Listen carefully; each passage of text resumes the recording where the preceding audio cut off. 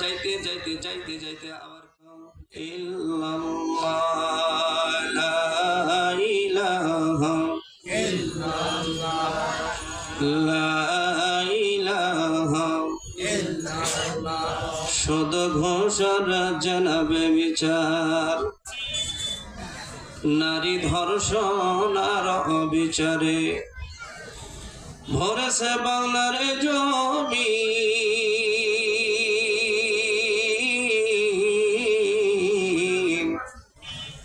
বিদায় হতে চলেছে আজীবন নবীজির রক্তে মাখা দিন কে বহালো দিবস রাতে দক্ষিণে হিমেল বায়ু কথা থেকে পেলি রেতি তোর জীবনের আয়ু মাঠের পরে কে বিছানো সবুজ শ্যামল ছবি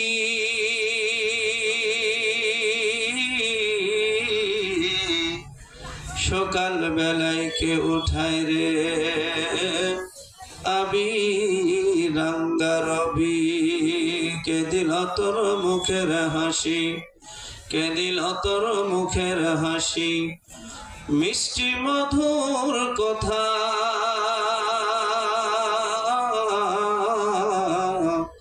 কেমনে রে ভাই বুঝতে পারিস আপন জনের ব্যথা কে দিল ওই পাখির কণ্ঠে কে দিল ওই পাখির কণ্ঠে এতই মিষ্টি মধুর গান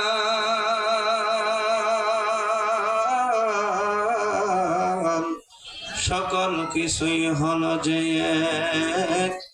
আল্লাহ তাআলার দান কালিমা লা ইলাহা ইল্লাল্লাহ লা ইলাহা ইল্লাল্লাহ সুবহানাল্লাহ ওয়ালহামদুলিল্লাহ লা ইলাহা ইল্লাল্লাহ সুবহানাল্লাহ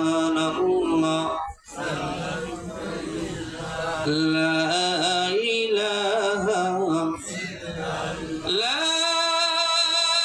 إله إلا الله محمد رسول الله সবাই জবান খুলে বলি সাল্লাল্লাহু আলাইহি ওয়াসাল্লাম। কুমারপুর আব্দুলপাড়া জামে মসজিদের উদ্যোগে ষষ্ঠ বার্ষিক তাফসিরুল কোরআন মাহফিলে আজকে সভাপতিত্ব আসনখানা অলঙ্কিত করেছেন আমার পরম শ্রদ্ধা ভাজন অত্র এলাকার সর্বজন শ্রদ্ধা মুরব্বী আলহাজ মোহাম্মদ জামাল উদ্দিন শাহ মাদ্দাজিল্লাহুল আলিয়া। আজকের এই মাহফিলে ইতিমধ্যে উপস্থিত হয়েছেন আমার উস্তাদুল্য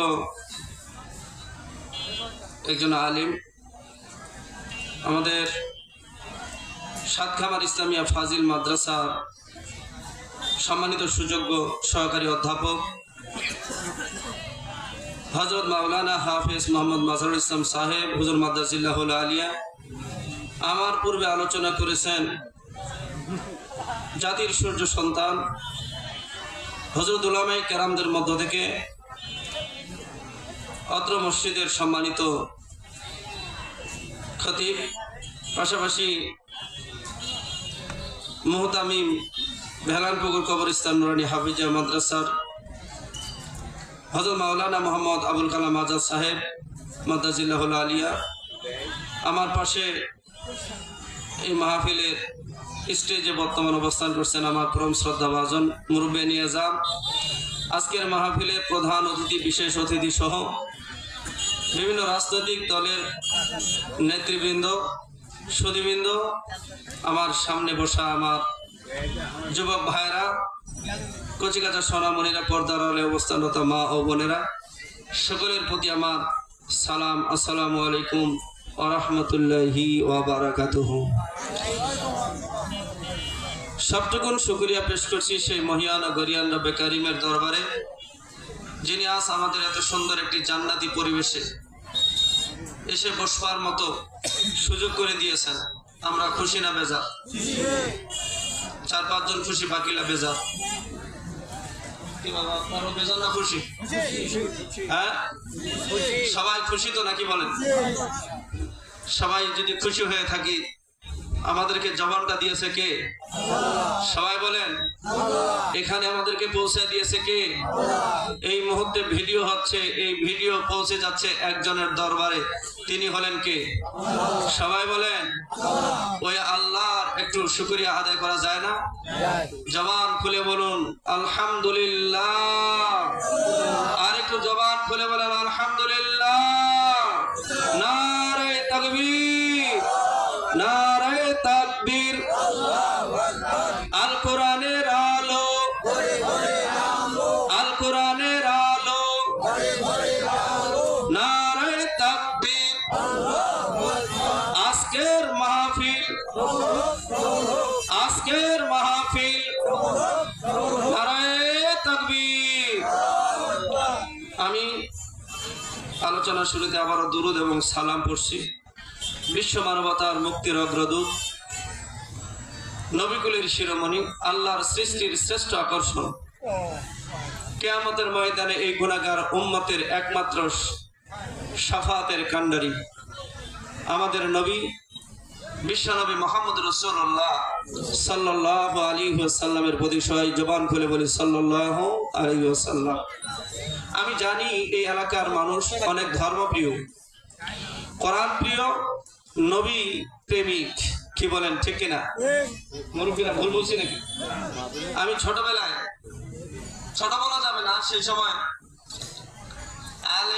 আলেমে কিংবা ফাজেলে যখন আমি পড়ালেখা করি, আমি সেই সময় এই যে আজকের মাহফিলের সভাপতি আলহাজ মোহাম্মদ জামালউদ্দিন শাহ সাহেব, ওনার ছেলে আমার সম্পর্কে দুলাভাই লাগে। আমি আপনাদের এলাকায় থেকে এই মসজিদে নামাজ পড়ে এখান থেকে আমি খোঁজবাজারে কেন্দ্র ছিল পরীক্ষা দিয়েছিলাম। এই এলাকাটা এই জন্য আমার কাছে একটা পরিচিত এলাকা। ইতিপূর্বে আমি আপনাদের দাওয়াতে এসেছি। আমি চেষ্টা করি আপনারা যেভাবে আমাকে ভালোবাসেন, আমিও আপনাদেরকে আমার কলিজা দিয়ে ভালোবাসি। এই ভালোবাসা একমাত্র আল্লাহ আল্লাহ রসুলের ওয়াস্তে। কথা বলেন, ঠিক কিনা? সম্মানিত সুধী, আমার বিপ্লব ভাই আমার অত্যন্ত মহব্বতের একজন মানুষ, প্রায় সময় ফোনে কথা হয়। সেই সুবাদে আমার মতো একজন নগণ্য আল্লাহর গোলামকে আমার ভাই দাওয়াত দিয়েছে, আমি এসেছি। আজকেও হয়তো বা লম্বা কথা বলার সময় পাবো না, কিন্তু আমাকে কষ্ট লাগতেছে।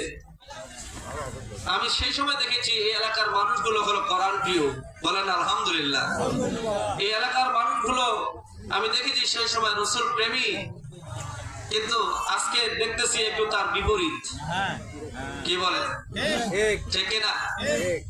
বেজার হলেন নাকি? আবার এই এলাকায় প্রত্যেকটা বাড়ি থেকে একটা করে যদি মুসলমান এই মাহফিলে এসে এই সামিয়ানার নিচে বসতো, আমার মনে হয় না যে প্যান্ডেলে জায়গা থাকতো। কথা বল না কেন? কি ঠিক না? তবে যদি বাবা ওই ভুল্লির বাজারের পরে যে খাতগুলো আছে, যদি এলাকার যুবক ভাইরা আমাদের ওই জায়গায় একটা কনসার্টের আয়োজন করতো, কথা বল না কেন? হ্যাঁ, জায়গা দেওয়া যাইতো? যাইতো। এখানেও আসছে, কিন্তু দেখেন ওই যে দোকানপাটের রাস্তায় কত মুসলমানের বাচ্চা ঘুরে পাগলের মতো সেখানে। কথা বলেন, ঠিক না ঠিক? সম্মানিত সুধী,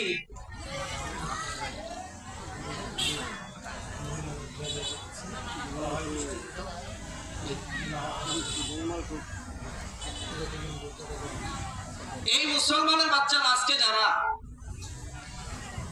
মাহফিলে আসবার নিয়ত করে মাহফিলে আসে বসবে বলে এই নিয়তটুকু করে এসে যারা দোকানপাটে ঘুরতেছে, আচ্ছা বলেন তো এই মুহূর্তে আল্লাহর কাছে কি তারা প্রকৃত মুমিন হিসেবে আছে না মুনাফিক হিসেবে আছে? সবাই বলেন।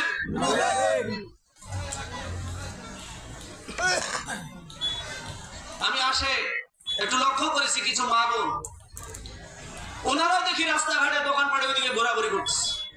এটা কি হইল? এই মাহফিলের আয়োজন করার উদ্দেশ্য হলো মানুষ হেদায়েত হবে, আর এখানে আসে যদি মানুষ আবার পথভ্রষ্ট হয়। এখানে আমরা আসছি আজকে এখান থেকে কিছু সওয়াব নিয়ে যাব, কি বলেন বাবা? ঠিক না? কোরআনের আলোচনা হবে, নবীর সুন্নাহ থেকে আলোচনা হবে, উলামায়ে কেরাম আলোচনা করবেন। শুনলে আল্লাহ আমাদের এই দিলের মধ্যে হেদায়েতের নূর জ্বালায়া দিতে পারে। কথা বলেন ঠিক কি না? আল্লাহ কোরআনে কারীম এই যে নবী মুহাম্মদ রাসূলুল্লাহর উপরে নাযিল করেছেন। সম্মানিত সুধী, আপনি যদি কোরআনকে জিজ্ঞাসা করেন কোরআন তুমি কেন নাযিল হয়েছে, এই কোরআন থেকে উত্তর আসবে। আল্লাহ জানিয়ে দিয়েছেন ইন্না আনজালনাহু লিইখরিজান নাসা মিনাজ জুলুমাতি ইলান নূর। বলেন না সুবহানাল্লাহ। এই পথহারা মানুষগুলোকে হেদায়েতের পথে আনবার জন্যই আল্লাহ রাব্বুল আলামিন এই কোরআন নাযিল করেছেন। কথা বলেন ঠিক কি না? আর সেই মুসলমান এত সুন্দর আয়োজন করার পরেও যদি এই সামিরা নিচে আসে না বসে, আমি আপনাদের খেদমতে দীপ্তায়ন করে বলতে চাই, আজ বিজাতিরা আমাদেরকে পিটাবে না, পিটাবে কোন জাতিকে? কথা বলেন ঠিক না ঠিক? তারা তো এখানেই সুযোগটা পায়। সম্মানিত সুধী, আমি অনুরোধ করব যে সমস্ত মা বোনের এখনো দোকানে রাস্তায় বিভিন্ন জায়গায় ঘোরাফেরা করতেছে, ভাই আপনারা মাহফিলে আপনাদের জন্য যে প্যান্ডেলের ব্যবস্থা করছে সেই জায়গায় গিয়ে আপনারা সুন্দর করে বসে আলোচনা শুনেন। আর না হলে মাহফিল ইন্তেজামিয়া কমিটির পক্ষ থেকে আপনাদেরকে বিনীত অনুরোধ করা হয়েছে আপনারা বাড়িতে চলে যান। কথা বলেন ঠিক কিনা? আজ কি নিয়ে যাবো খবরে রে বাবা? যে নবী সারাটা জিন্দেগি এই উম্মতের মায়া কেঁদেছেন, যেই নবী এই উম্মতের জন্য যেই দেহের মধ্যে বসা বাসি করা হারাম ছিল সেই দেহ থেকে জমিনে রক্ত ঝরেছেন। কথা বলেন ঠিক কিনা? কিয়ামতের ময়দানে সেই নবীর সামনে আমাদেরকে দাঁড়াতে হবে কিনা? সবাই বলেন হবে কি হবে না? কি নিয়ে দাঁড়াবো? হ্যাঁ, আজ ওমর ছিল নবীর উম্মত, আবু বকর ছিল নবীর উম্মত, আমরা হলাম সেই নবীর উম্মত। কথা বলেন ঠিক না বেঠিক? আল্লাহ নবী মদিনায় 3 দিন নাই। কয় দিন? 3 দিন নবীজি মদিনায় নাই। হযরত ওমর রাদিয়াল্লাহু তাআলা থোড়া একটা তরবারি হাতে নিয়ে মদিনার অলিগলিতে ছুটছে। হাঁটতে হাঁটতে দীর্ঘ পথ পাড়ি দিয়ে এক পর্যায়ে ওমর রাদিয়াল্লাহু তাআলা এক গোষ্ঠী, এক কওমের কাছাকাছি হলেন। সে এলাকার মানুষগুলো অধিকাংশ ছিল তারা মুনাফিক, বেঈমান। কিছু মানুষ ওমরের তরবারি দেখে বের হয়ে আসছে। হযরত ওমর রাদিয়াল্লাহু তাআলা কিন্তু এমন একজন মানুষ ছিলেন যাকে আল্লাহ রাব্বুল আলামিন ইসলাম গ্রহণ করবার পূর্বেও যেমন তাকে শ্রেষ্ঠত্ব দিয়েছিলেন, ইসলাম গ্রহণ করার পরও আল্লাহ তাকে শ্রেষ্ঠত্বের সর্বোচ্চ মর্যাদা দান করেছিলেন। কথা বলেন ঠিক কিনা? এটা আমার কথা না, নবীজি বলছেন খিয়ারুকুম ফিল জাহিলিয়াতি ওয়া খিয়ারুকুম ফিল ইসলাম। আমার বাবাজিরা, সংক্ষেপ কথা হলো আল্লাহ নবীর সাহাবী হযরত ওমরের মতো মানুষ খোলা তরবারি নিয়ে যখন রাস্তায় মদিনার ঘুরে,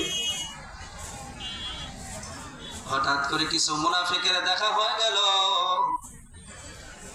হযরত ওমর রাদিয়াল্লাহু তাআলা মুনাফিকদের দিকে ভাবে করে তরবারিটা তুলে দীপ্তহীন কণ্ঠে ঘোষণা দিলেন, হে মদিনার মুনাফিকেরা, আমি ওমর আজ 3 দিন ধরে আমার নবীকে আমি মদিনায় দেখতে পাই না। আমার মন বলছে হয়তো তোমরা আমার নবীকে দুনিয়া থেকে বিদায় করে দিয়েছো। তবে যদি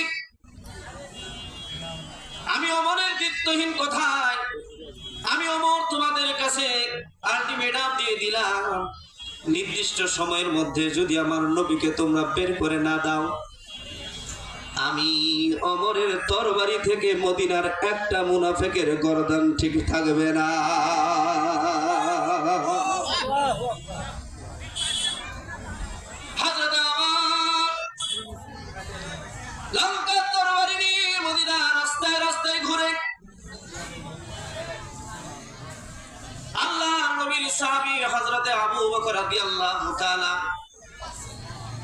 মদিনা রাস্তায় তিনিও নবীর খোঁজে বের হয়ে গেছে। হযরত আবু বকর রাদিয়াল্লাহু তাআলার চোখ বেয়ে বেয়ে পানি পড়ছে। আবু বকরের চোখের দিকে তাকায়া হযরত ওমর রাদিয়াল্লাহু তাআলা বলে, আবু বকর, আমি একটু জানতে চাই তোমার কাছে কি কোনো দুঃসংবাদ আছে নাকি? আমার মন বলছে হয়তো নবীকে দুনিয়া থেকে, এই মদিনার বেঈমান মুশরিক কাফেররা হয়তো দুনিয়া থেকে বিদায় করে দিয়েছে। আবু বকর, আমি একটু জানতে চাই আমার নবী দুনিয়াতে এখনো বেঁচে আছে কিনা।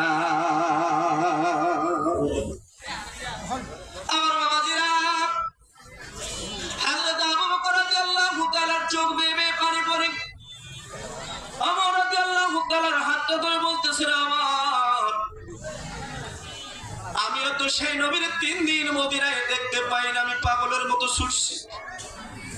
যে নবী জিহাদের ময়দানে গেলে আমি আবু বকর জানতে পারি, যে নবী দ্বীনের প্রচারের কাজে কোথাও সফরে গেলে আমি আবু বকর জানতে পারি, যেই নবীর আমি ইসলাম প্রচারের সাথী, যেই নবীর আমি একজন হিজরতের সাথী, আর সেই নবীর আমি 3 দিন দেখতে পাই না। আমার কলিজাটা যেন চলতেছে। তুমি কি একটু সন্ধান দিতে পারবা নাকি আমার নবী কোথায়? আমি নবীর চেহারাটা দেখে আমার এই অশান্ত মনটাকে একটু শান্ত করতে চাই। বলে না না রে তাকবীর। আমার বাবাজিরা, হযরত ওমর আবু বকরের চেহারার দিকে তাকায় আরো বেশি রাগান্বিত হয়ে গেলেন। সেই মদিনার ধুধু মরুভূমির মধ্যে ওমর রাদিয়াল্লাহু তাআলা যাইতে যাইতে যাইতে যাইতে আবার কিছুক্ষণ পরে কিছু মুনাফিকের দেখা। হযরত ওমর লঙ্কা তরবারি তুলে ফেলছে। একটা মদিনার জমিনে আর রাখা হবে না, আমার নবী কোথায় তোমরা বের করে দাও। আমার বাবাজিরা, অত্যন্ত নরম তবিয়তের সাহাবী হযরত আবু বকর রাদিয়াল্লাহু তাআলা ওমরের হাতটা ধরে বলছে, রে ওমর, তুমি এমন করিও না, আমার মন বলছে আমার নবী এখনো মদিনাতে আছি।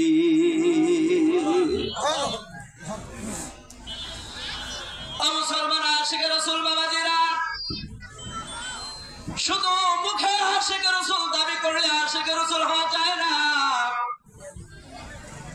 শুধু মাথায় একটা টুপি দিলাম, পরনে একটা জামা পরে নিলাম, আশিকে রাসূল হয় না রে বাবা। মুসলমানের ঘরে জন্ম নিলেই মুসলমান হওয়া যায় না। আল্লাহর নবী আপনার আমার মাথার উপরে এই টুপিটা চড়বে, আল্লাহর নবীর সুন্নত তরিকা মোতাবেক এই জামাটা আপনার আমার শরীরে চড়বে। আপনি আমি আল্লাহর ঘরে গিয়ে আল্লাহর কুদরতে কদমে সাজদা যেন প্রকাশ্যে দিতে পারি। আল্লাহর নবীর যেই দেহ থেকে ঘাম ঝরলে মিশকে আম্বরের মতো ঘ্রাণ বের হতো, বেঈমান মুশরিকেরা ওই নবীর দেহ থেকে রক্ত ঝরাইছে। কথা বলেন ঠিক কিনা? আমার বাবাজিরা, আল্লাহর নবীর সাহাবী হযরত ওমর লঙ্কা তরবারি হাতে নিয়ে যেই না তিনি সিদ্ধান্ত নিলেন মদিনার একটা মুনাফিককে আমি রাখবো না। হযরত আবু বকর নরম তবিয়তের মানুষ, কেঁদে কেঁদে বলে, আবু বকর এমন করিও না, এমন করিও না, আমার মন বলছে এখনো নবীজি মদিনাতে আছি। হযরত আবু বকর রাদিয়াল্লাহু তাআলা ওমর রাদিয়াল্লাহু তাআলার হাতটা ধরে আবার সামনের দিকে নিয়ে যাচ্ছে, চলো ওমর, আমি তোমার সফর সঙ্গী হয়ে গেলাম, নবীর একটু খুঁজে দেখি। বলে না সুবহানাল্লাহ। খুঁজতে খুঁজতে এক পর্যায়ে মদিনার দূর এলাকা একটা ধুধু মরুভূমির পাশে একটি পাহাড়ের গুহা, ধুধু মরুভূমির পাশে কতগুলো মানুষ সেই মদিনা উটগুলোর, যে উটগুলো মাঠে ঘাস খাইতো, এরকম উটগুলোর গলাগুলো ধরে এই মানুষগুলো ফিলফিল করে তাকিয়ে। বলেন না সুবহানাল্লাহ। আমার বাবাজিরা, হযরত ওমর রাদিয়াল্লাহু তাআলা ওই রাখালদের কাছে গিয়ে হাজির হয়ে গেলেন। ওমর রাদিয়াল্লাহু তাআলার হাতে খোলা তরবারি দেখে রাখালগুলো অত্যন্ত ভয়ভীতি সন্ত্রস্ত হয়ে গেল। কারণ ওমর তো এমন একটা মানুষ যার যেই কথা সেই কাজ। কথা বলেন ঠিক না বেটি? ওমরের যেই কথা সেই কাজ। কথা বলেন ঠিক কিনা?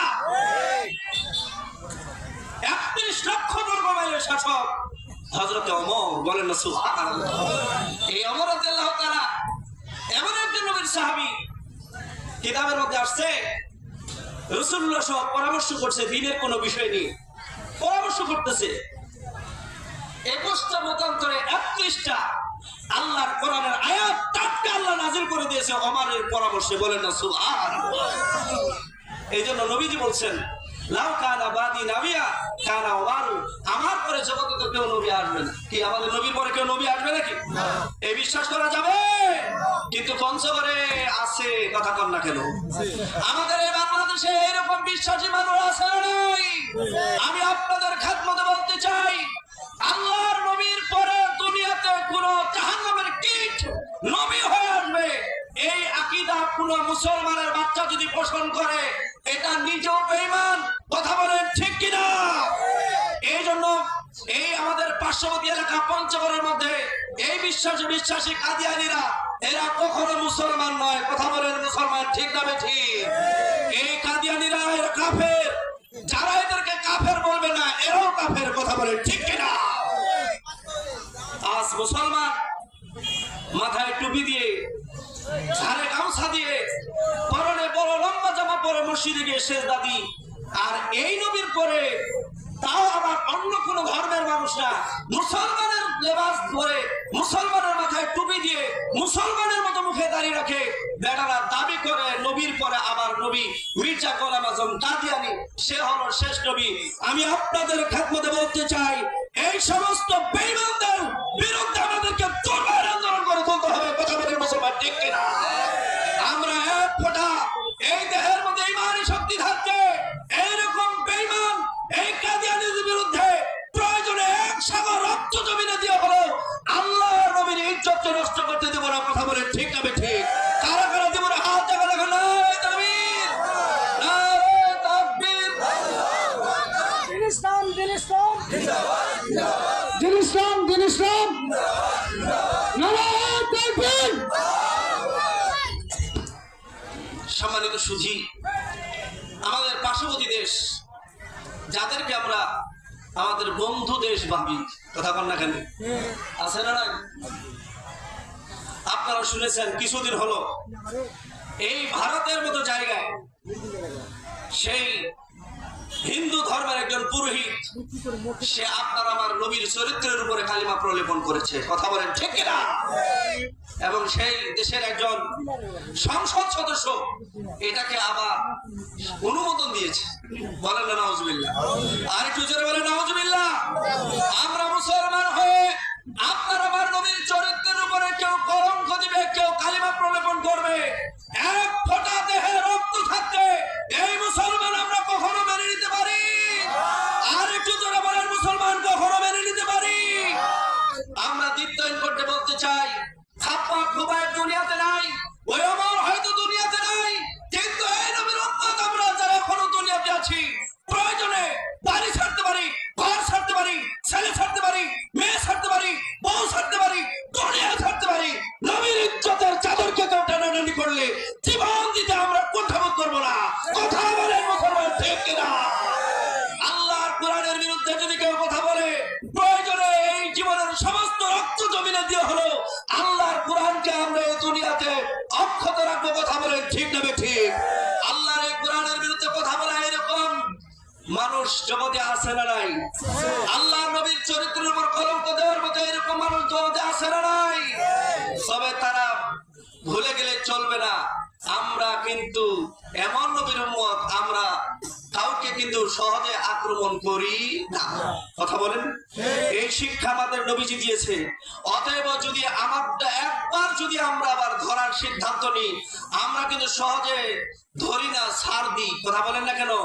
কিন্তু আমাদের যদি পিঠ একবার লেগে যায়, ধরলে কিন্তু তাদের জায়গা বাংলার জমিনে কেন পৃথিবীর কোন জায়গায় তাদের জায়গা হবে না। কথা বলেন মুসলমান ঠিক কিনা? আজ আল্লাহ আমাদের হিম্মত দান করুক, বলেন আমিন। আর একটু জোরে বলেন আমিন। হযরত আমার যেই কথা সেই কাজ, সেই মদিনার ধুধু মরুভূমির নিশাচ এই এলাকার মধ্যে উটের রাখালগুলো তারা উটগুলোকে চড়ার জন্য নিয়ে আসছে, কিন্তু উটগুলো উপরের দিকে মাথাগুলো করে চোখ বেয়ে বেয়ে তাদের পানি পড়তেছে। আমার বাবাজিরা, হযরত ওমর, হযরত আবু বকর রাদিয়াল্লাহু তাআলা দুজনে এসে রাখালগুলোর যখন এই কাছাকাছি হয়ে গেল, আবু বকর রাদিয়াল্লাহু তাআলা রাখালদেরকে ডেকে বলেন, হে রাখালেরা, তোমরা কি রাস্তা দিয়ে আমাদের নবীকে কি যেতে দেখেছো নাকি? একটু আমার নবীর সন্ধান দিতে পারো? রাখালেরা বলে, আমরা তো আপনাদের নবীকে চিনি না, আরে আপনাদের পরিচয় দেন, কে আপনারা? হযরত ওমর রাদিয়াল্লাহু তাআলা বলেন, রে রাখালেরা, যে মানুষটি নবীর সন্ধানে বের হয়েছে আমি তার সফর সঙ্গী হয়ে তার সাথে আছি। এই মানুষটি হলো সেই নবীর অত্যন্ত কাছের একজন নবীর প্রিয় সাহাবী হযরত আবু বকর, আর আমি হলাম সেই নবীর সাহাবী হযরত ওমর। রাখালেরা বলছে, রে আবু বকর, আরবের সাহাবী ওমর, আমরা তো তোমাদের নবীকে চিনি না, তবে একটি মেসেজ দিতে পারি, একটি তথ্য দিতে পারি। আজ 3 দিন হয়ে গেল এই পাহাড়ের যে গুহার মধ্যে একটি মানুষ 3 দিন আগে এসে এই জায়গায় সেজদা দিয়ে উম্মতি উম্মতি বলে কাঁদতেছে, যার চোখের পানি দিয়ে এই গুহার মাটিগুলো ভিজে গেছে, থত মরুভূমির বালিগুলো ভিজে গেছে। আজ 3 দিন আমরা গরিব মানুষ, আমাদের ভেড়া বকরি উটগুলো মাঠের মধ্যে নিয়ে এসে আমরা এই মাঠের মধ্যে ঘাস খাওয়াই। সারাটা দিন ঘাস খাওয়ার পরে যখন সন্ধ্যা হয় আমরা দুধ দহন করে বাজারে বিক্রি করে আমাদের বাড়ি খাবারের আমরা রোজগার করি, এটাই হলো আমাদের দৈনন্দিন কাজের রুটিন। কিন্তু 3 দিন ধরে এই মানুষটি গুহার মধ্যে এসে উম্মতের উম্মতি বলে কাঁদে, যার কান্নার আওয়াজে আজ 3 দিন ধরে আমাদের এই মাঠের একটা উট খাওয়ার জন্য জমিনে মুখ লাগায় না। বলে না রে তাকবীর।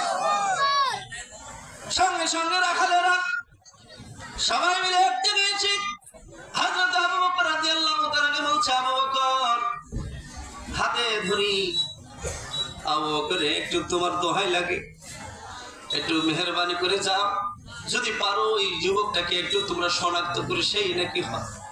আমার বাবাজিরা, হযরত ওমর রাদিয়াল্লাহু তাআলা তিনি আবু বকরের দিকে চেয়ে আছেন। আবু বকর রাদিয়াল্লাহু তাআলা চোখের পানি ছেড়ে দিয়ে বলছে, ওমর রে, আমি আবু বকরের বুঝার বাকি নাই, গুহার মধ্যে যে মানুষটি উম্মতি উম্মতি বলে কাঁদতেছে, ওই মানুষটি দুনিয়ার সাধারণ কোনো মানুষ নয়, যার সন্ধানে এসেছে ওমর এটাই হবে আমার বিশ্ব নবী মুহাম্মদ রাসূলুল্লাহ। এটা দরুদ পড়েন সাল্লাল্লাহু। বাবা একটু পিছন থেকে সামনে আগায় আসেন তো, একটু দেখি ইনশাআল্লাহ। একটু পিছন থেকে সামনে ফাঁকা জায়গাগুলো একটু পূরণ করে বসেন, একটু সামনে আগায় আগায় আসেন। দরুদ পড়েন সাল্লাল্লাহু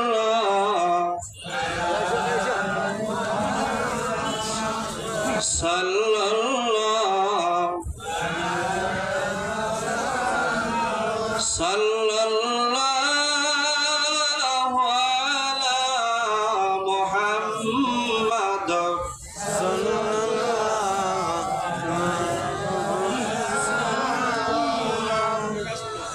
হযরত আবু বকর রাদিয়াল্লাহু তাআলা। কষ্ট হচ্ছে নাকি আপনাদের বাবা? কথা বোঝা যায়?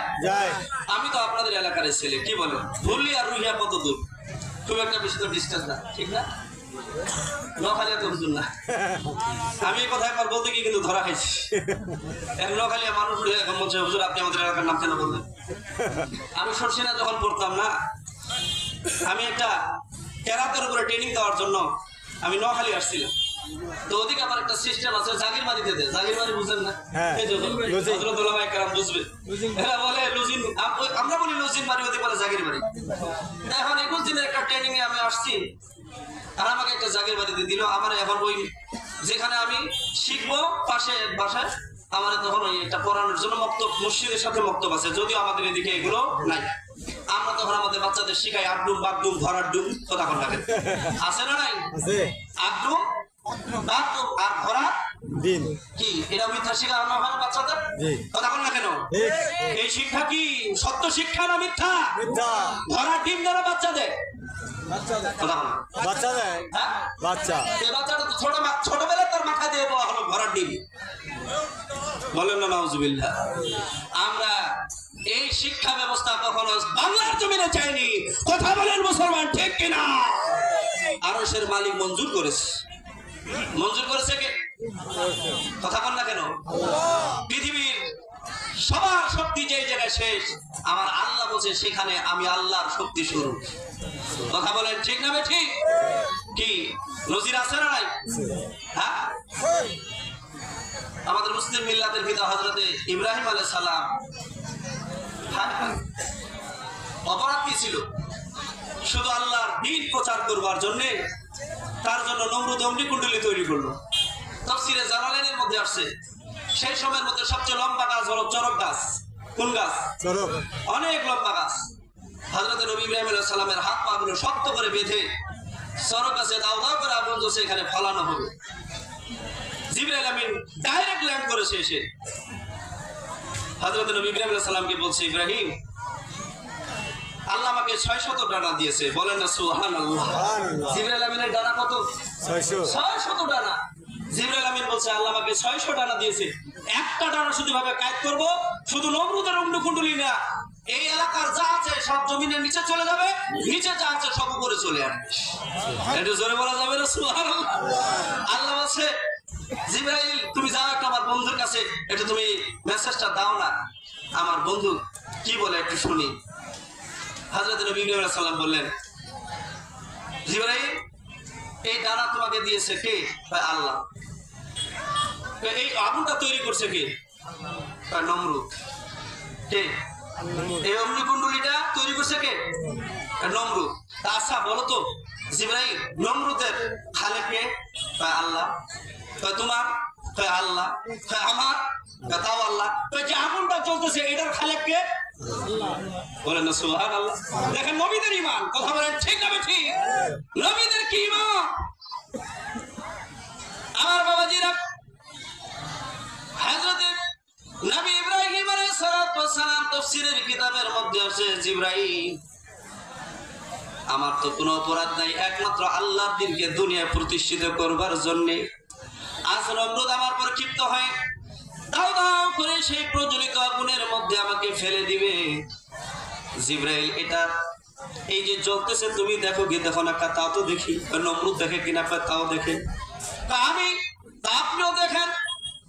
হযরত নবী ইব্রাহিম আলাইহিস সালাম সঙ্গে সঙ্গে বললেন, জিবরাইল, যে অগ্নিকুণ্ডলীতে আমি আল্লাহর দ্বীনকে প্রতিষ্ঠা করতে গিয়ে অপরাধে পড়ে যদি জ্বলতে হয়, এতে যদি আরো